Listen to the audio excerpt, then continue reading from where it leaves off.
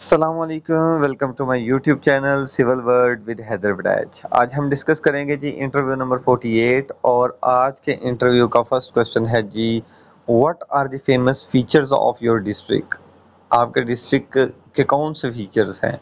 देखिए, आपका डिस्ट्रिक्ट जो भी है आप उसकी हिस्ट्री बता सकते हैं, हिस्टोरिकल साइट्स बता सकते हैं, दरबार, फोर्ट, और इसके अलावा आपका जो आपकी जो डिस्ट्रिक्ट है उसकी लोकेशन, अगर वो किसी बॉर्डर के साथ लगती है, किसी दूसरी कंट्री के बॉर्डर के साथ लगती है, किसी दूसरे प्रोविंस के बॉर्डर के साथ लगती है, या उसमें एग्रीकल्चरल के हिसाब से या लैंड फर्टाइल है या राइस प्रोडक्शन ज़्यादा है, या फिर रिलीजियस के वाले से कोई, ये चीज़ें सारी आप बता सकते हैं। ठीक है। अगर मैं बात करता हूँ कि डिस्ट्रिक्ट गुजरात की, तो आप डिस्ट्रिक्ट गुजरात के रिलेटेड आप बता सकते हैं कि ये सारे इंडस्ट्रियल हब है, फैंस मैन्युफैक्चरिंग यहाँ पे है, फर्नीचर्स हैं, और यूनिवर्सिटी ऑफ गुजरात है, राइस रिच पंजाबी कल्चर है, यानी कि बड़े पंजाबी लोग हैं, ठोस पंजाबी लोग, स्ट्रॉन्ग ओवरसीज हैं, मतलब कि जो कम्युनिटी है, ओवरसीज कम्युनिटी, ये वो गुजरात में कुछ ज़्यादा है। ये जी जीटी रोड के साथ है। फिर आप कह सकते हैं जी चनाब रिवर के राइट बैंक पे है। ठीक है, ऐसे चनाब गुजर है तो ये राइट बैंक के साथ ये सारा गुजरात है, और अगर ये जेहलम गुजर है तो जेहलम के लेफ्ट बैंक पे, यानी कि इसको हम चज दोआब भी कह सकते हैं। ठीक है, चज दोआब में सारा गुजरात है। बाकी इनकी पर्सनालिटीज़ की बात करें गुजरात की, तो निशाने हैदर अजीज़ भट्टी हैं, मेजर मोहम्मद अकरम हैं, और इसके अलावा जी मेजर शबीर शरीफ हैं। ठीक है, शबीर शरीफ, ये तीनों जो हैं वो निशाने हैदर हैं, और इनका तलक जो है वो डिस्ट्रिक्ट गुजरात से ही है। नेक्स्ट क्वेश्चन है जी, what is the literacy rate of your district. अब लिटरेसी रेट का आपको पता होना चाहिए जी आपके डिस्ट्रिक्ट का क्या है। अगर गुजरात की बात करते हैं तो गुजरात का लिटरेसी रेट है जी 81.37। ठीक है, इस तरह आपको पता होना चाहिए पंजाब का क्या है। पंजाब का 66.25 है, और इसके साथ सिंध का, बलोचिस्तान का, केपीके का सबका पता होना चाहिए कि हमारा लिटरेसी रेट क्या है। ये है जी लिटरेसी रेट। पंजाब की बात करें 66.25 है, और सिंध की बात करें 57.54 है, और इसी तरह केपी का जो है वो 51.09 है, और बलूचिस्तान का कितना है जी 42.01। ये लिटरेसी रेट है 2024-25 का। अच्छा जी, नेक्स्ट क्वेश्चन है कि what is the bitumen grade. Bitumen क्या होता है जी। बिटुमन एक बॉन्डिंग मटेरियल है। इसकी ग्रेड की बात करें तो ग्रेड डिफरेंट है, पेनिट्रेशन ग्रेड है, विस्कोसिटी ग्रेड है, परफॉर्मेंस ग्रेड है। कौन कौन से हैं जी। पेनिट्रेशन ग्रेड है, विस्कोसिटी ग्रेड है, और पेनिट्रेशन ग्रेड है। विस्कोसिटी ग्रेड की बात करें तो विस्कोसिटी ग्रेड 10 है, विस्कोसिटी ग्रेड 20 है, 30 है, 40 है, इस तरह के हैं। ठीक है, जो विस्कोसिटी ग्रेड 10 है ये मोस्ट सॉफ्ट है। ठीक है, अगर इसको पेनिट्रेशन की बात करें तो 80-100 ग्रेड का जो होगा बिटुमन, वो VG10 है। ठीक है, और ये जैसे जैसे बढ़ते जाएंगे 40 इसकी विस्कोसिटी ज़्यादा होगी। इसी तरह जी परफॉर्मेंस ग्रेड की बात करें तो जैसे 80-100 है, इसी तरह जी थी 30-40 है, 50-60 है, 60-70 है, 80-100 है, 100-120 है, ये सारे पेनिट्रेशन ग्रेड हैं। और परफॉर्मेंस ग्रेड की बात करें तो परफॉर्मेंस ग्रेड में 58-22 ग्रेड का है, और 64-22 ग्रेड है, 76-22 ग्रेड है। अब इस ग्रेड से मुराद है कि ये 58-22 ग्रेड से मुराद है कि मैक्सिमम 58, ये जो बिचुमन है ये हाईएस्ट टेम्परेचर 58 तक जो वर्क कर सकता है, और कम से कम 22 जो है टेम्परेचर तक जो है वो काम कर सकता है, उसके लिए सूटेबल है। ठीक है, तो ये ग्रेड है। इसके अलावा भी डिफरेंट ग्रेड हैं, लेकिन 2-3 आपको आने चाहिए। बाकी बिचुमन का सॉफ्टनिंग पॉइंट जो है वो होता है जी 35 से लेके 70 तक। ठीक है, उसका ग्रेड डिफरेंट होगा तो सॉफ्टनिंग पॉइंट भी डिफरेंट होगा। अमूमन ये जो है वो 40 से 50-55 की हद तक ही होता है। ठीक है, लेकिन उसकी रेंज 35 से 70 तक सॉफ्टनिंग पॉइंट की होती है। लेकिन अगर फ्लैश पॉइंट की बात करें, बिचुमन का फ्लैश पॉइंट कितना होता है, तो फ्लैश पॉइंट जिसपे वो आग पकड़ता है, शोला पकड़ लेता है, तो फ्लैश पॉइंट होता है 220 डिग्री सेंटीग्रेड से लेकर 250 डिग्री सेंटीग्रेड। अब ये नेक्स्ट क्वेश्चन है जी, which bitumen grade is used in the December and January, मतलब ठंडे मौसम में हम कौन सा ग्रेड यूज करते हैं। देखें, जिसकी पेनिट्रेशन ज़्यादा हो, जो सॉफ्ट हो, ठीक है। तो सॉफ्ट कौन सा होगा जी, 80 100 ग्रेड का, जो 100 ग्रेड, ये जो है इसको हम ज़्यादातर यूज़ करते हैं। लेकिन अगर वीजी विस्कोसिटी ग्रेड की बात करें तो ये VG10 होगा, ठीक है, ये जो सॉफ्टेस्ट होगा। अच्छा जी, नेक्स्ट क्वेश्चन है जी, what is the compression and tension in beam. Beam में कंप्रेशन और टेंशन से क्या मुराद है और यह कहाँ पे होती है। अगर बीम की बात करें तो बीम का जो बॉटम साइड है यहाँ पे टेंशन होगी और टॉप साइड पे जो है वो इसकी कंप्रेशन होगी, ठीक है। और इसके अगर हम क्रॉस सेक्शन की बात करते हैं तो क्रॉस सेक्शन इसका कुछ इस तरह से होगा, ठीक है। टॉप पे क्या है, टॉप पे कंप्रेशन है, ठीक है, क्यों, क्यों दोनों साइडों से अंदर आ रहा है, ठीक है। और बॉटम पे क्या है, बाहर जा रहा है और ये टेंशन होगी। इसके हम इस तरह देख लेते हैं कि अगर हमारे पास से ये एक बीम है तो बीम के ऊपर लोड लगाया, इस बीम के ऊपर लोड लगाया तो ये बेंड हुआ। जब ये बेंड होगा तो बेंड होने से ये जो ये वाला पार्ट है, इस हिस्से में क्या होगा, कंक्रीट अंदर जाने की कोशिश करेगी, ठीक है, मतलब कंप्रेस होगी, तो इसको कंप्रेशन बोलेंगे। जबकि ये बीम का जो नीचे वाला हिस्सा है, ये क्या होगा, इधर से बाहर जाने की कोशिश करेगा, जिससे क्या होगा जी, जिससे इन जगहों पे क्रैक्स आना शुरू हो जाएंगे, ठीक है। तो ये टेंशन है। तो क्या होगा जी, टॉप पे कंप्रेशन होगी और बॉटम पे टेंशन होगी। नेक्स्ट क्वेश्चन है जी, why the steel provided at the bottom in the beam. Beam के बॉटम पे हमने स्टील क्यों प्रोवाइड किया। बिल्कुल जी, बीम के बॉटम पे ही तो टेंशन थी, ऊपर लोड लगा, ऐसे बेंड हुआ, बेंड होने से क्या हुआ कि नीचे की तरफ क्रैक्स आने थे, ठीक है। तो जब हमने ऐसे नीचे स्टील प्रोवाइड कर दिया तो ये बेंड नहीं होगा, रेजिस्ट करेगा। और क्वेश्चन था, why steel provided in the bottom of the beam, ठीक है। तो बॉटम का तो हमें समझ आ गया, हम किस लिए बॉटम में प्रोवाइड करते हैं। अब क्वेश्चन है कि स्टील प्रोवाइड करते क्यों है। स्टील इसलिए प्रोवाइड करते हैं कि कंक्रीट के अंदर कंप्रेशन स्ट्रेंथ तो ऑलरेडी होती है, 90% स्ट्रेंथ जो है वो कंप्रेशन स्ट्रेंथ कंक्रीट की होती है, लेकिन कंक्रीट वीक होता है टेंशन में। तो टेंशन में वीक होता है, इसलिए स्टील बार को हम प्रोवाइड कर देते हैं जो टेंसाइल स्ट्रेंथ जो है ना उसमें शामिल कर देती है। इस तरह आरसीसी जो है वो कंप्रेशन और टेंशन के अगेंस्ट जो है वो स्ट्रांग हो जाता है, ठीक।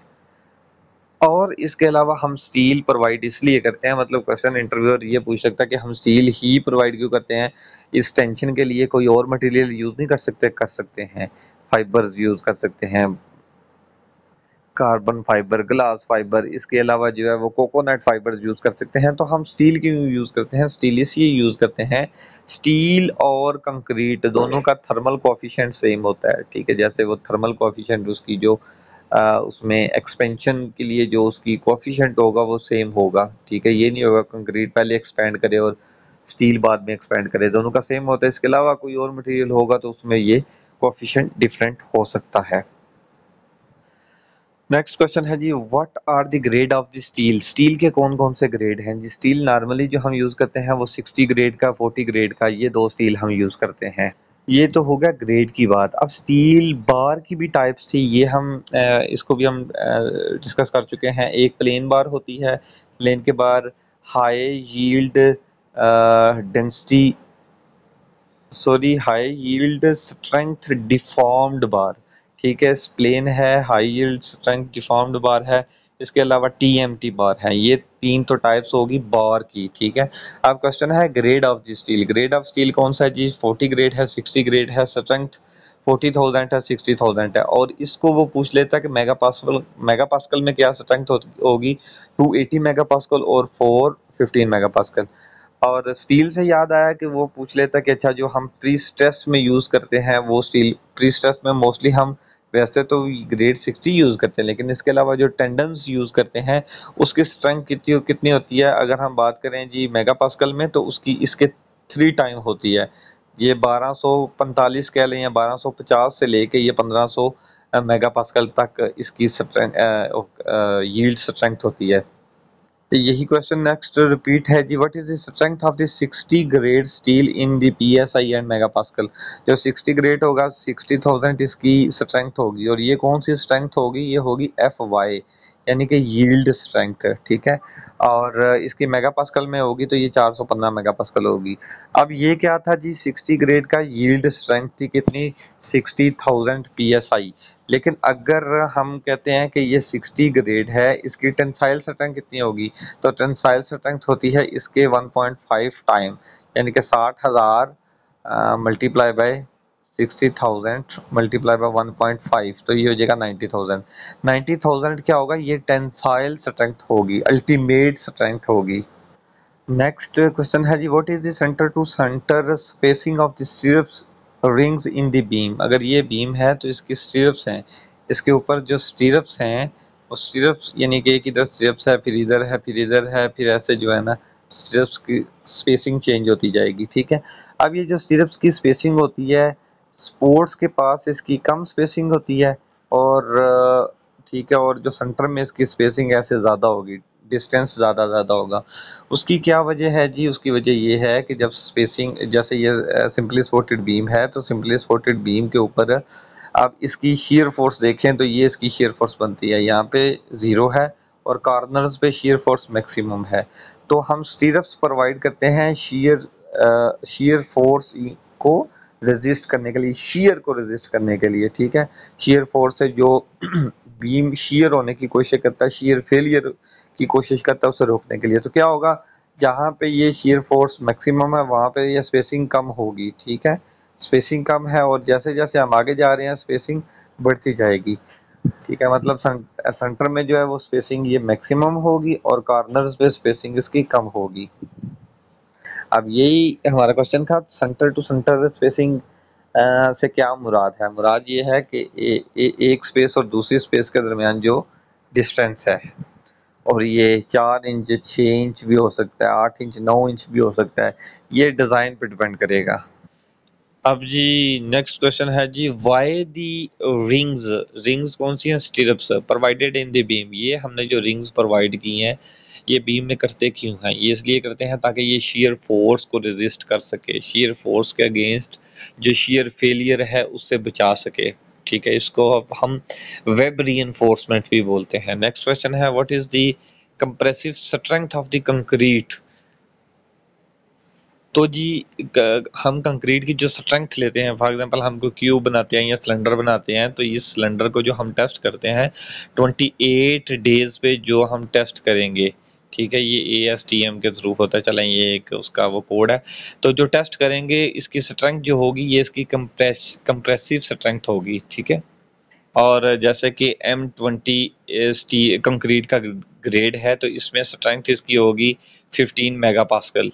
ठीक है, M20 है तो इसकी 20 मेगा पास्कल स्ट्रेंथ होगी। ठीक है, और मेगा पास्कल के अगर आपने PSI बनाने हैं, फॉर एग्जांपल ये मेगा पास्कल है 20 मेगा पास्कल, तो इंटरव्यूअर कहता है ये 20 मेगा पास्कल में कितने PSI होंगे ये बताएं, तो आपने जस्ट 145 से मल्टीप्लाई कर देना है, यानी कि 1450 अप्रॉक्सीमेटली 2900 PSI जो है वो इसकी स्ट्रेंथ होगी।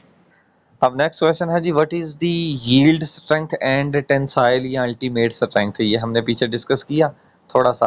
अब जो यील्ड स्ट्रेंथ होती है, जैसे ये उसकी कर्व होती है ना ऐसे, ठीक है, तो यील्ड स्ट्रेंथ होती है जिसके ऊपर जाके कोई भी स्टील है उसमें मतलब थोड़ा सा इसको खींचते हैं, खींचने के बाद उसको छोड़ते हैं तो वो वापस अपनी ओरिजिनल हालत में आ जाता है। ठीक है, तो स्टील जब परमानेंट डिफॉर्मेशन स्टार्ट कर लेता है, मतलब इतना खींचा जिसके बाद वो वापस नहीं आया, ठीक है, मतलब उसमें चेंजिंग आना शुरू होगी, वो वाली पोजीशन जिसके ऊपर लोड लगने से वो स्टील बेंड होगा और वापस अपनी जगह पे नहीं आएगा। ठीक है, उसको हम बोलते हैं जी ये यील्ड जो है ना, ये इस पे स्ट्रेंथ जो है वो यील्ड स्ट्रेंथ होगी। ठीक है, अल्टीमेट स्ट्रेंथ क्या होगी, अल्टीमेट स्ट्रेंथ होगी कि यील्ड स्ट्रेंथ के बाद उसके ऊपर लोड डालते जाएं, फेल होने से पहले पहले जो उसकी स्ट्रेंथ होगी वो अल्टीमेट स्ट्रेंथ होगी। ठीक है, और यील्ड और अल्टीमेट में कितना डिफरेंस होता है, अप्रॉक्सीमेटली 1.5 टाइम यील्ड से ज़्यादा होती है। ठीक है, अगर इसकी कैपेसिटी अगर 20 है तो 1.5 कर देंगे तो ये 30 होगी अल्टीमेट स्ट्रेंथ। ठीक है, अच्छा जी नेक्स्ट क्वेश्चन है, what is the one way slab. जो वन वे स्लैब होती है, अगर लेंथ और उसकी विड्थ अगर उसकी रेशियो निकाली जाए, ठीक है, यानी कि एक्स एक्सिस और वाई, ठीक है, इसकी दोनों की रेशियो निकाली जाए तो ये ग्रेटर देन 2 होगा तो ये जो है हमारी वन वे स्लैब है, अगर लेस देन 2 होगा तो ये टू वे स्लैब होगी। ठीक है, अब जी ये तो हो गया वन वे स्लैब और टू वे स्लैब, ठीक है जी। What is the one way slab and what is the two way slab. अब जो वन वे स्लैब होती है, वन वे स्लैब ऐसे जो एक तो बड़ी होगी क्योंकि उसकी लंबाई चौड़ाई की रेशियो जो है वो 2 से ज़्यादा होगी, ठीक है। और इसमें जो है ना क्रैंक लेंथ हम जो है वो दो साइड पे देंगे, जस्ट इन दो साइड पे क्रैंक लेंथ होगा। क्रैंक लेंथ क्या होता है जी, ये स्टील वायर आई और फिर हमने ये 45 का एंगल दे के ऐसे जो है ना बेंट ऑफ बार बना दी, ठीक है। तो ये हमारे पास क्रैंक बार होगी, ठीक है। तो ये जो है सिर्फ दो साइड पे होगी, एक ये वाली साइड और एक ये वाली साइड, ठीक है। और शॉर्ट स्पैन पे हमारे ये स्टील आएंगे बड़े बड़े जो है, मतलब उसमें हम मेन बार्स, ठीक है, और उसके ऊपर फिर डिस्ट्रीब्यूशन बार्स आ जाएंगी, ठीक है। और जो मेन जो वन वे स्लैब है, वन वे स्लैब जो है वो सारे का सारा होल्ड करती है या सपोर्ट करती है ये दो वॉल्स, एक ये वाली और एक ये वाली, दो वॉल्स के ऊपर सारा लोड आ रहा होता है, ये वन वे स्लैब है। जबकि ये टू वे स्लैब है, इसके ऊपर एक तो लोड जो है वो सब तरफ आएगा, चारों तरफ आएगा, ठीक है। इस पे भी, इस पे भी, इस पे भी, इस पे भी, दोनों चारों वॉल्स के ऊपर लोड आएगा। और क्रैंक बार भी सब के ऊपर होंगी, ठीक है। इधर भी क्रैंक्स बार होंगी, इधर भी होंगी, इधर भी होंगी और इधर भी होंगी, ठीक है। तो ये है जी टू वे। और इसमें उसकी लंबाई और चौड़ाई की जो रेशियो होती है वो ग्रेट सॉरी लेस देन 2 होगी तो टू वे होगा, और ग्रेटर देन 2 होगी तो वन वे होगा। नेक्स्ट क्वेश्चन है, what is the main difference of the one way slab and to way slab. मैं बता चुका हूँ कि वन वे स्लैब जो है वो वन डायरेक्शन जो है वो लोड कैरी करेगा, ठीक है। और जो टू वे स्लैब होगी ये बोथ साइड पे लोड शेयर्ड बोथ डायरेक्शन, ठीक है। मतलब ऐसे भी और ऐसे भी जब शेयर डायरेक्शन जो है सब वॉल्स पे आएगा तो वो टू वे है, और सिर्फ आमने सामने वाली वॉल्स पे यानी कि वन डायमेंशन या लोड कैरीड वन डायरेक्शन होगा तो वो वन वे स्लैब होगा। नेक्स्ट क्वेश्चन है जी, why is steel provided in slab. इसको हम डिस्कस कर चुके हैं जी। स्लैब में हम क्यों स्टील प्रोवाइड करते हैं। नंबर एक, स्लैब कंक्रीट जो भी है वो 90% कंप्रेशन में होती है और 10% होती है उसमें टेंशन में। और टेंशन प्रोवाइड करने के लिए, ठीक है, हम स्टील को ऐड करते हैं ताकि हम टेंशन इंक्रीज कर सकें। इसके अलावा क्या है जी, इसके अलावा स्टील को हम इसलिए यूज़ करते हैं क्योंकि इसके थर्मल कोएफिशिएंट जो है वो क्या होता है, सेम होता है थर्मल कोएफिशिएंट। और नेक्स्ट क्वेश्चन है जी, where is the steel provided in the cantilever beam. Cantilever beam में स्टील को कहाँ प्रोवाइड किया जाता है, ठीक है। ये हमारी अगर वॉल है दीवार, और ये भी अगर हमारे पास एक वॉल है, इसके ऊपर हमने बीम डाला, ठीक है। अब बीम ये हो गया कैंटिलीवर, ठीक है, ये कैंटिलीवर पोर्शन हो गया ना सारे का सारा, ठीक है। तो इसमें क्या करते हैं जी, जब लोड आएगा लोड की वजह से ये बेंड करेगा, ये बेंड करेगा। जब ये बेंड करेगा तो ये इधर से उठने की कोशिश करेगा क्योंकि बीम तो सारा एक ही था ना, ठीक है। तो उठ के क्या करेगा, इधर से वो ऐसे ऊपर आने की ऐसे कोशिश करेगा, ठीक है। जब ऊपर आने की कोशिश करेगा यानी कि इधर से ऊपर होने की कोशिश करेगा, तो ऊपर जाने से रोकने के लिए हम क्या करेंगे, ऊपर जाने से रोकने के लिए हम इसके ऊपर वाली साइड पे स्टील प्रोवाइड कर देंगे। जब इधर स्टील प्रोवाइड कर देंगे तो ये ऊपर अब ऊपर नहीं जा पाएगा, ठीक है। तो हम कैंटिलीवर बीम में एक तो स्टील को जो है वो ऊपर प्रोवाइड करते हैं, और ऊपर क्यों प्रोवाइड करते हैं, ताकि उल्टा लोड लगना होता है इधर, ठीक है। और उल्टा लोड लगने की वजह से टेंसाइल फोर्सेस जो हैं वो ऊपर वाली साइड पे होंगी, ठीक है। अगर सिंपली सपोर्टेड बीम है तो इधर के बेंड होने की वजह से ये ऐसे बेंड होना था, इसने बेंड होने की वजह से नीचे टेंशन आ रही थी, और टेंशन के लिए हमने टेंशन से रोकने के लिए हमने नीचे स्टील डाला। तो इस केस में क्या था, इस केस में इधर से उसने ऊपर उठना था, और ऊपर उठने से रोकने के लिए हमने ऊपर ही स्टील प्रोवाइड कर दिया, ठीक है। नेक्स्ट क्वेश्चन है जी, अच्छा बताएं जी component of the bridge. Bridge के कंपोनेंट की बात क्या है जी, आप नीचे से स्टार्ट कर सकते हैं। ये हमारा बेड है, ठीक है। बेड के नीचे जो है वो पाइल्स पाइल्स हो सकती हैं, ये भी कंपोनेंट है। पाइल के ऊपर फिर मतलब 10-20 जितने भी पाइल्स हैं, पाइल्स के ऊपर पाइल कैप, कैप के ऊपर जो है वो पियर हो सकता है। पियर के ऊपर फिर जो है वो गर्डर्स हैं। गर्डर्स गर्डर्स हम गर्डर्स के ऊपर क्या प्रोवाइड करेंगे, बेयरिंग प्लेट प्रोवाइड करेंगे। पियर और गर्डर्स के दरमियान बेयरिंग प्लेट्स होंगी, और उसके ऊपर फिर डेक होगा। डेक से मुराद है कि जो स्लैब पूरी की पूरी स्लैब होगी, जिसके ऊपर से मतलब ब्रिज का टॉप वाला हिस्सा जो स्लैब है, जिसके ऊपर से जो कैरिज वे है व्हीकल्स मूव कर रही हैं, वो डेक होगा।